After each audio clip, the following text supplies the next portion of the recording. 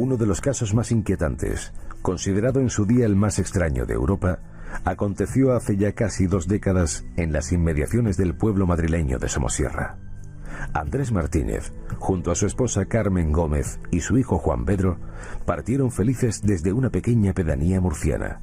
Sin embargo, nunca llegaron a su destino. El camión cisterna que conducía Andrés volcó a gran velocidad por la antigua Nacional 1, provocando una catástrofe sin precedentes en la zona.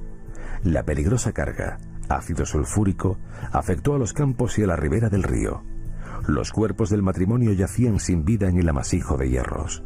El niño simplemente no estaba.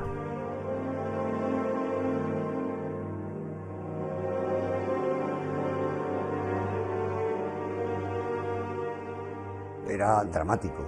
El camión volcado, una gran humareda enorme, saliéndose el producto que era tóxico, el oleum, saliéndose del camión, los bomberos con una intención rápida de poderlo cortar, y luego yo percibiendo de que ese oleum no se podía contener al lado del camión y se nos iba hacia el río Duratón, con perjuicio para las aguas de los municipios colindantes. 20.000 litros de ácido se vertieron sobre la carretera del puerto de Somosierra, originando un auténtico caos. La mezcla del producto químico con el rocío de la mañana y el agua del río provocó una nube tóxica que obligó a los bomberos y a la Guardia Civil a cortar el tráfico. Es fácil imaginar aquella dantesca situación al efectuar un sencillo experimento químico. ¿Qué sucede cuando se le echa agua al ácido sulfúrico cuando toma agua? Se produce una reacción más o menos violenta y se produce un desprendimiento de gas.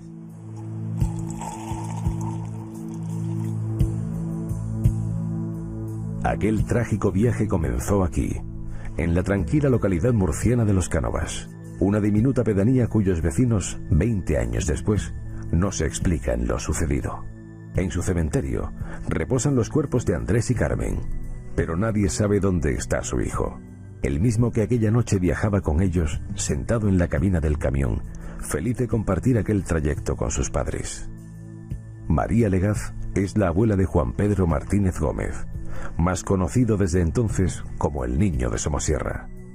Algunos testigos directos del accidente le confesaron que justo tras la colisión apareció una extraña pareja que mostró un comportamiento enigmático. La prensa habló de que portaban batas blancas. ¿Quiénes eran? ¿Qué buscaban entre los restos humeantes del vehículo? Nosotros no vimos más que al matrimonio. Dice, pero al niño no lo vimos. Solamente que llegó un habanés con un matrimonio, dice con acento extranjero, y él decía que su señora que era enfermera, que su mujer era enfermera, y estuvieron dando vueltas allí en el accidente, dice, y se fueron y no nos enteremos ya de más, si fueron sin decir nos vamos, que pillaron viento y se fueron, se largaron sin decir ni media palabra.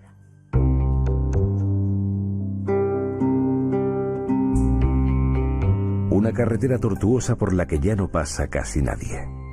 Este es el lugar exacto del accidente. Aquí se interrumpió aquel viaje.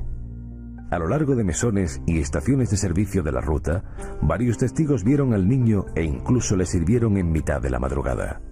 El último en hacerlo, muy cerca del lugar de la colisión, fue el camarero Felipe Alhambra. El hombre pidió un café solo para él, un vaso de leche con una bayonesa para el niño y un café con leche para la señora. Se lo tomaron y se marcharon.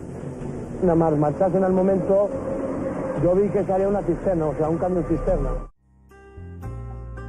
Casi 2 décadas después, aún son visibles los montículos de cal que se utilizaron para neutralizar el ácido sulfúrico desprendido del camión cisterna. Fueron muchos los que especularon en su día con la posibilidad de que este líquido hiciera desaparecer el cuerpo de Juan Pedro. Era un modo de explicar lo sucedido, pero hoy sabemos que la hipótesis, a ojos de la ciencia, resulta imposible. A pesar de la gran capacidad corrosiva y disolvente de este ácido, en una persona hay una serie de componentes o elementos internos y externos que no son susceptibles de ser atacados y disueltos por el ácido sulfúrico. Pensemos simplemente en los dientes, por ejemplo. Otro ejemplo son algunos componentes de una ropa que cualquier persona de cualquier edad puede llevar puesta, unos botones, la suela de unos zapatos.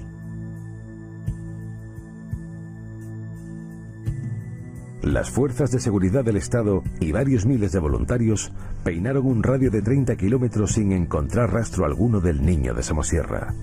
Ni un pelo, ni una huella, nada. En el tacógrafo del camión, un disco de papel que registra cualquier movimiento del vehículo, aparecían 12 paradas en la subida al puerto, sin que todavía se haya podido explicar la causa de aquellas pausas. Nadie pudo localizar la furgoneta Panet que apareció repentinamente al lado del accidente, ni averiguar la identidad de sus ocupantes. Y nunca más se supo de aquel niño. El caso continuó abierto durante años, hasta que Interpol lo consideró el caso más extraño de Europa. Poco a poco, la historia fue marcando la vida de todos los que se vieron implicados en la investigación, tiñendo de una tristeza muy especial sus miradas. ¿Cómo podía alguien esfumarse sin dejar rastro? La esperanza dicen que nunca se debe perder. Yo no soy de las personas que pierden la esperanza nunca, porque tengo motivos en mi familia para no perderla. Pero es algo que el tiempo te va menguando, te va reduciendo. Y llega un momento en que, bueno, esa esperanza se convierte en algo que, bueno, ahí está, pero nada más. No piensas en ese posible milagro, ¿no? Ya lo vieras de otra forma muy distinta. Posiblemente aparezca, como he dicho antes, alguien que pueda aclarar algo, pero ¿dónde está ese alguien? Es muy difícil.